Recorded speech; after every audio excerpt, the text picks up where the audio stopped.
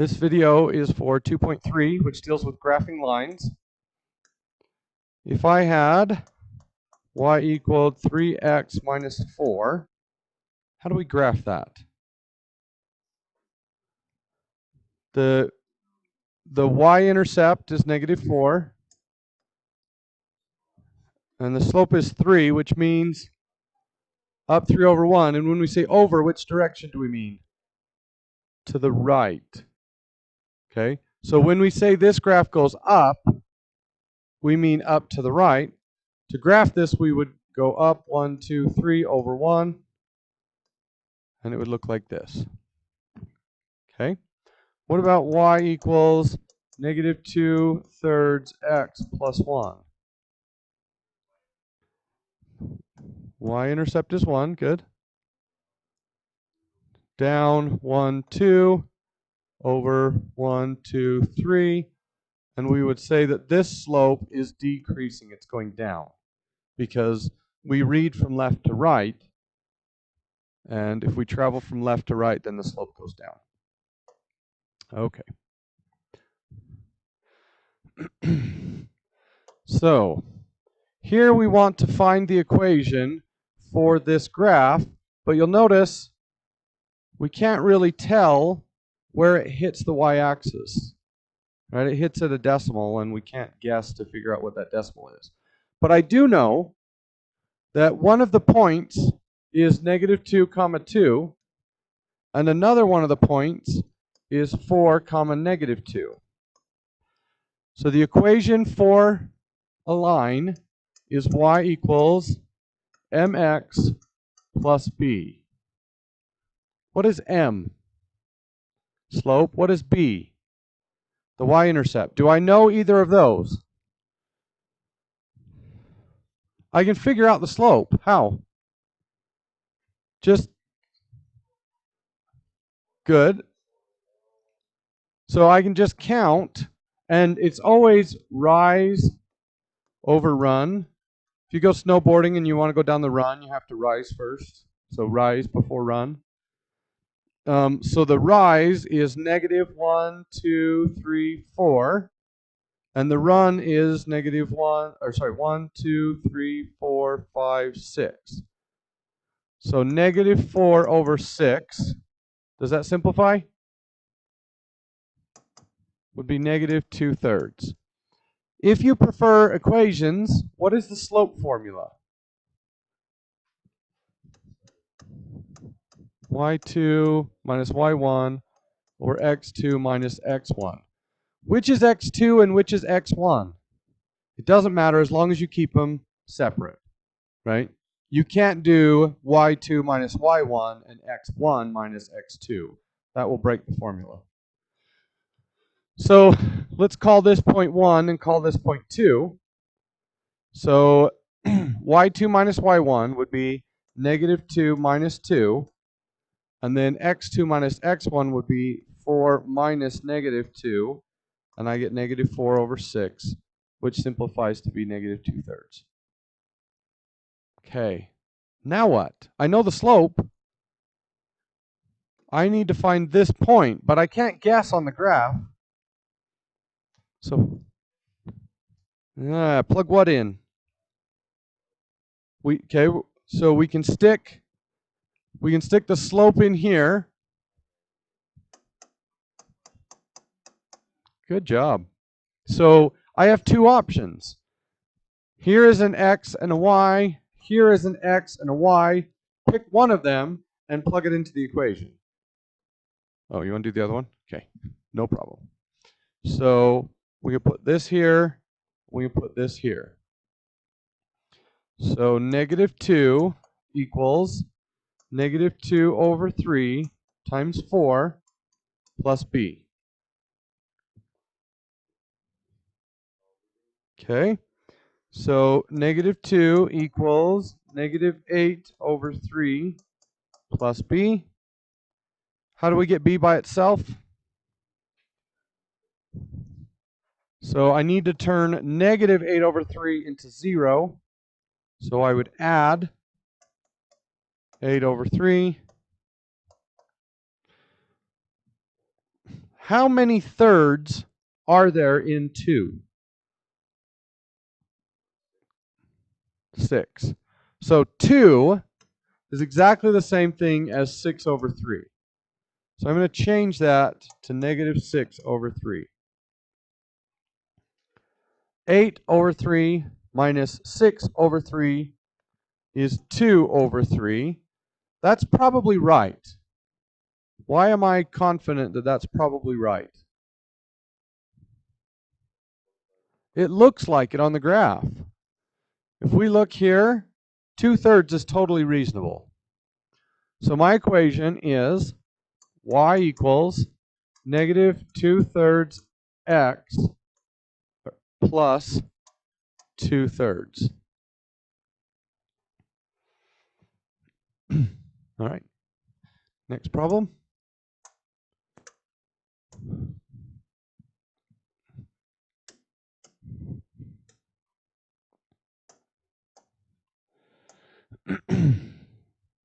Raina makes house calls. For each, she is paid a base amount and makes additional money for each hour she works. The graph shows her pay in dollars. So, for every house that Raina agrees to work in, I don't know, let's say Raina's a doctor. She goes and treats people in their homes. Okay? So, how much does she get paid to agree to go to somebody's house? $60. It costs $60 to hire Raina to come treat somebody in their home. All right? And then what does she get paid after that?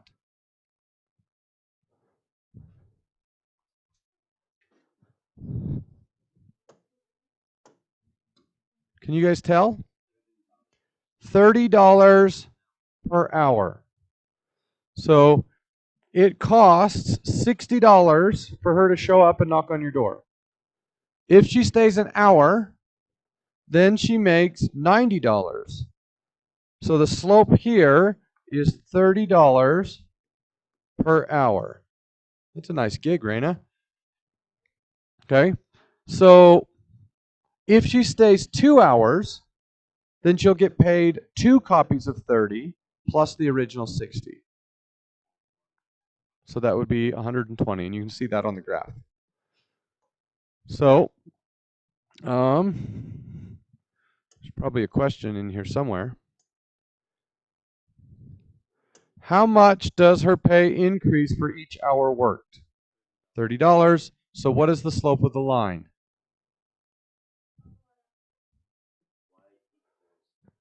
And it's a little misleading on the graph. It is 2 lines on the graph, but each line is 15. So the slope is 30 over 1. $30 per hour. Okay. I want that job, Raina.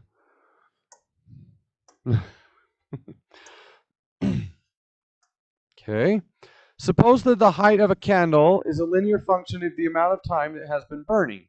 After 14 hours of burning, the candle has a height of 23.4 centimeters. After 25 hours of burning, the height is 19 centimeters. What is the height of the candle after 23 hours? So the candle starts with a certain amount, a certain height, right? And we know 14 hours later, the candle has a height of 23.4. So we have the point 14, comma 23.4.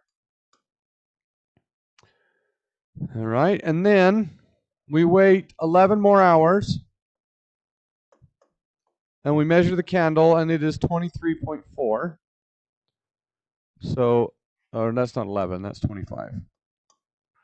25, comma 23.4. No. Wow. Thank you, guys. 19. We're just checking to see if you're awake. Okay. And what do I want to know? So if I look at 23, how tall is that?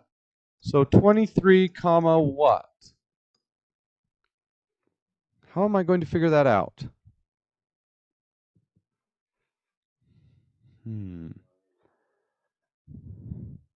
Well, first, I need to find the slope. How fast is the candle burning? How do I figure the slope? What's that? Did you figure that out? Oh, good job. So we need to use the slope formula. Y2 minus Y1 over X2 minus X1. So let's call this one 1 and this one 2. So 23.4 minus 19 over 14 minus 25. So that gives me 4.4 over negative 11. So 4.4 divided by negative 11 is negative 0.4. What does that number mean? The rate, so put it in terms of centimeters.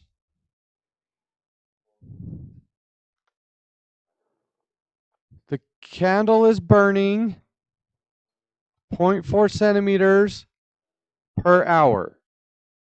So for every single hour, the candle is burning 0.4 centimeters or 4 millimeters. Okay, what do I do with that?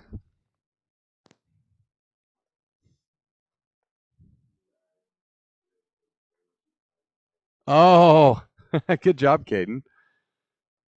So let's do that in just a minute. How tall was the candle to start with? It doesn't say.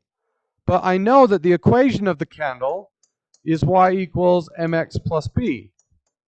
And I know that m is negative 0.4. So y equals negative 0.4 times x plus b.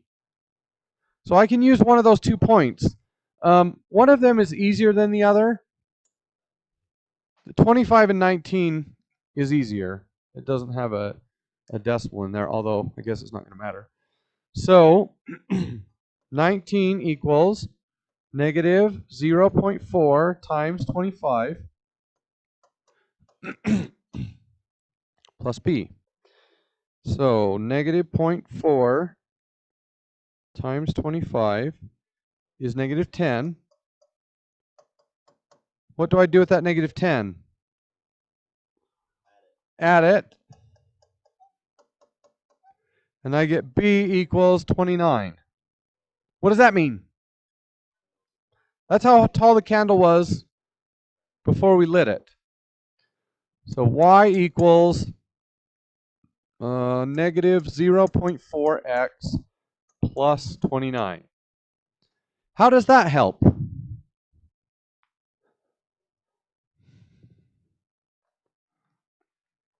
Well, that equation represents the height of the candle for any time. Is there a specific time I want to know? 23 hours. So I'm going to take 23 hours and stick it in there. So in my calculator, negative 0.4 times 23 plus 29 is 19.8. Okay. Caden, tell us how you would do this.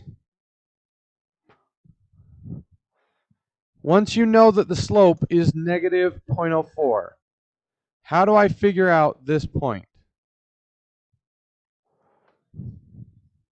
Which was?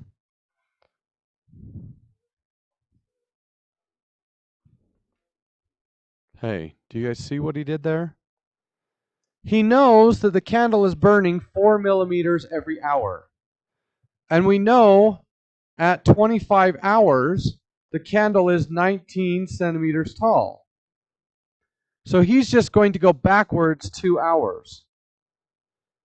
So if we go backwards 1 hour, how much is the candle going to gain? 0.4. And if we go backwards 1 more hour, then it will go up 0.4 again. So 19 plus 0.4 plus 0.4 is 19.8. So good job, Caden. That's what I would have done. That just makes it a little bit easier. Okay, any questions about this? Do you guys want to see another one? Yeah? All right, let's do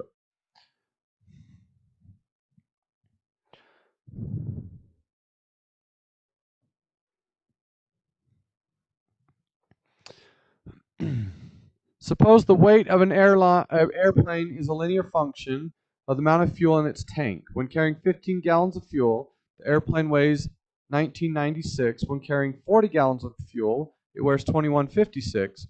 How much does the airplane weigh if it's carrying 50 gallons of fuel?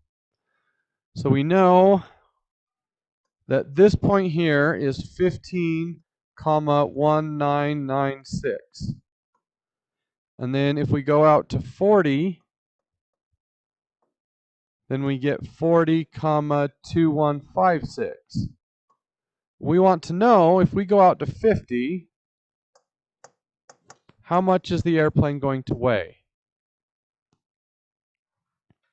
Well, we need to figure out how much 1 gallon of gas weighs. How do we do that? Slope formula. So let's call this 0.1 and call this 0.2. y2 minus y1 over x2 minus x1. That would be 2156 minus 1996 over 40 minus 15. What does that give me? That's 160 over 25, which is 8. No, that can't be right.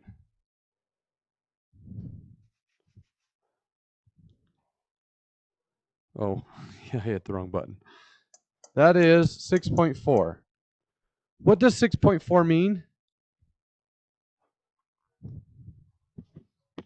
It's the slope, but what does it mean in the story?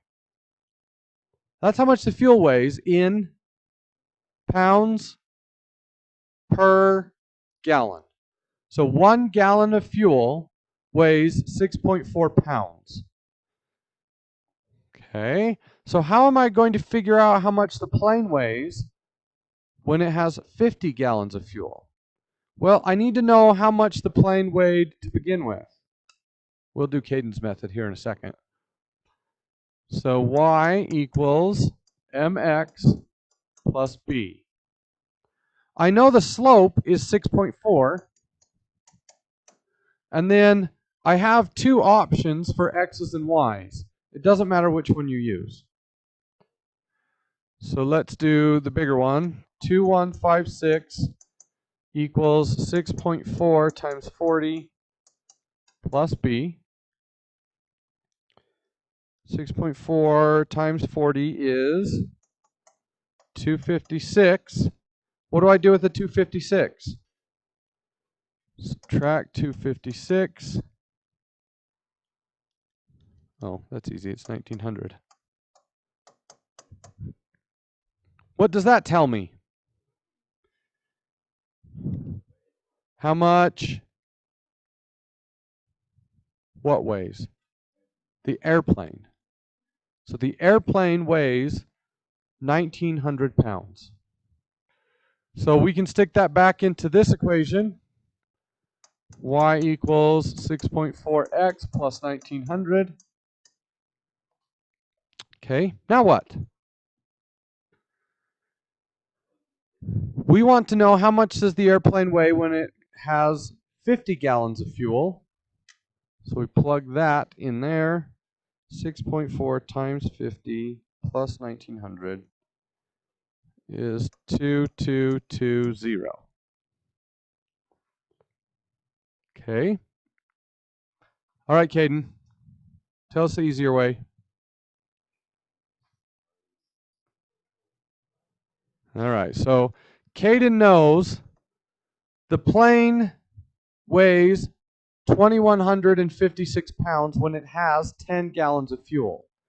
We want to know how much does it weigh when it has 50 gallons of fuel, which is exactly 10 gallons more than 40.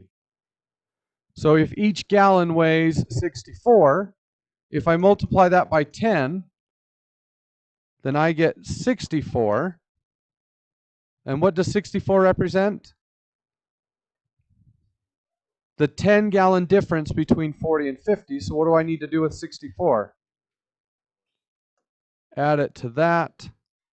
And the sum of those two will tell us how much the plane weighs with 50 gallons in it. So 2 different ways to do the same problem.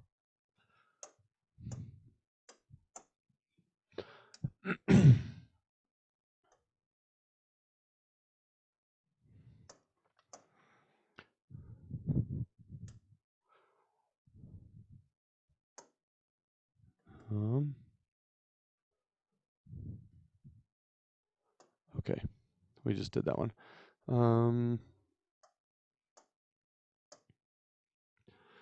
All right, same idea here, except we know one point and we know the slope.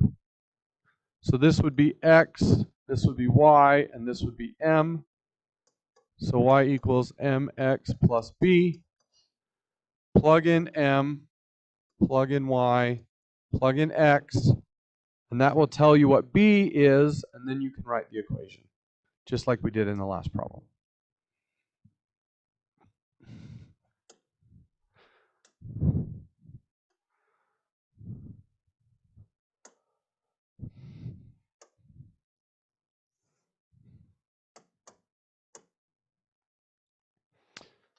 Okay, what is the equation of this line?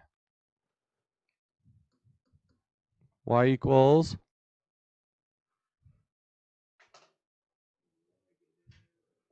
negative 2 over 5x plus 3.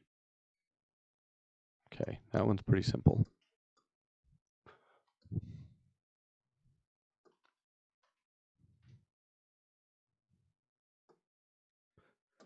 All right, and same basic idea here, except it tells you the slope and the y-intercept. So this is just y equals 5x minus 5. That's it. Okay, get to work.